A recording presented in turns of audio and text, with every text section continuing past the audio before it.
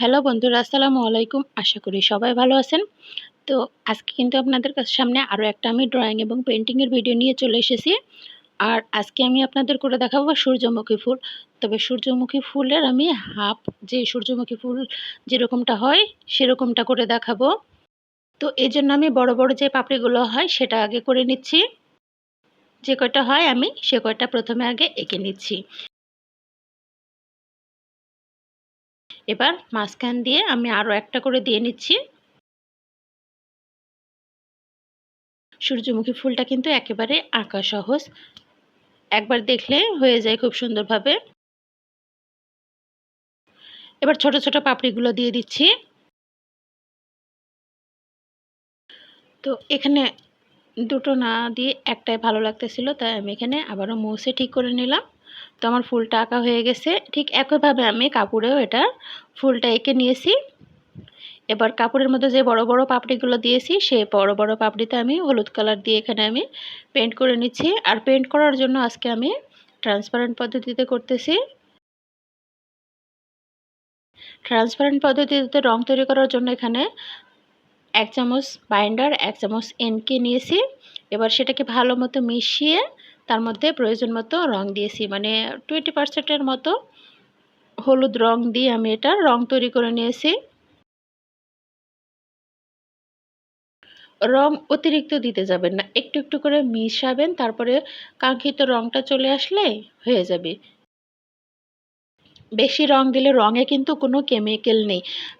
যেটা কালার আমরা নিই সেটাতে কিন্তু কোনো ধরনের কেমিক্যাল নেই। সেটা বেশি হয়ে গেলে রংটা কিন্তু টেকসই হবে না।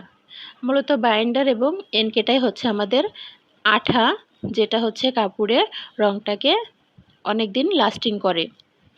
তো এভাবে কিন্তু আমি ফুলের বড় বড় যে পাপড়িগুলো সেটা এঁকে নিচ্ছি, মানে পেইন্ট করে নিচ্ছি। আর হ্যাঁ বন্ধুরা, আপনারা কিন্তু আমার ভিডিও দেখেন কিন্তু ভিডিওতে লাইক করেন না, কমেন্টও করেন না, আর আমার চ্যানেলটিও সাবস্ক্রাইব করেন না। প্লিজ আমার চ্যানেলটি সাবস্ক্রাইব করে পাশেই থাকবেন। আমার বড় বড় পাপড়িগুলো আঁকা হয়ে গেলে এবার সেই হলুদ রঙের মধ্যে আমি কিছুটা একদমই সামান্য পরিমাণে কমলা কালার নিয়েছি। এবার কমলা কালার দিয়ে এবার মাঝখানের যেই পাপড়িগুলো আছে সেটাকে আমি ভরাট করে নিচ্ছি। একদমই ইজি। আর ওয়াটার কালার ব্রাশ দিয়ে এখানে আমি করতেছি। তো আমার সবগুলো আঁকা হয়ে গেলে যে ছোট ছোট পাপড়িগুলো রেখেছি, দেখুন আমি এখন এখানে পুরোটা ভরাট করে নিচ্ছি না, কিছু কিছু জায়গায় আমি শুধু হলুদ কালারটা দিচ্ছি। একটু খেয়াল করলে দেখবেন আমি শুধু মানে কিছু কিছু জায়গায় দিচ্ছি, কিছু কিছু জায়গা খালি রেখে দিচ্ছি। এগুলো নিয়ে আমি আবার সেই অরেঞ্জ যে কালারটা, মানে কমলা কালারটা, সেটা ইউজ করব। তাহলে একটু অন্যরকম লুক আসবে, দেখতেও ভালো লাগবে।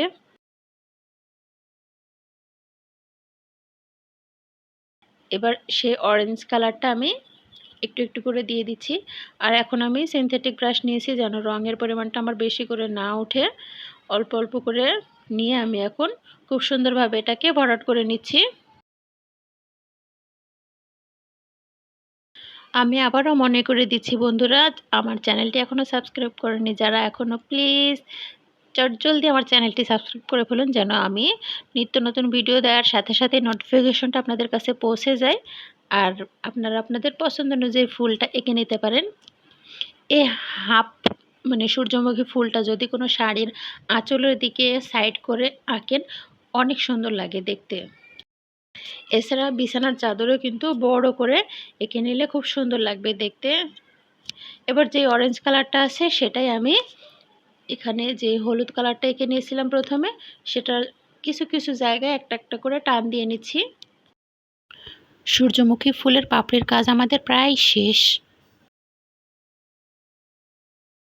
এবার মাঝখানটা পেইন্ট করে নেওয়ার পালা। এটাতে একটু অন্যরকমভাবে রং করতে হবে।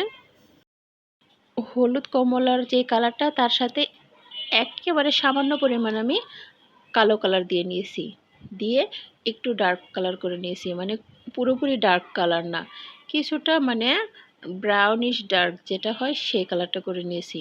সেটা মাঝখানে প্রথমে দিয়ে দিলাম। এবার তারপরে আমি অল্প পরিমাণ যেটা মানে অরেঞ্জিশ করে নিয়েছি, মানে হলুদ কমলার সাথে সেই এই ব্রাউনিশ ডার্কটা কিছুটা নিয়ে আমি আবার অরেঞ্জ ডার্কটা করে নিয়েছি। এভাবে আমি কালারটা তৈরি করে নিয়ে এই মাঝখানের বৃত্তে অ্যাপ্লাই করেছি। আমার রঙের প্লেট দেখলেন তো, ঠিক এভাবে আমি রঙটা তৈরি করে নিয়েছি।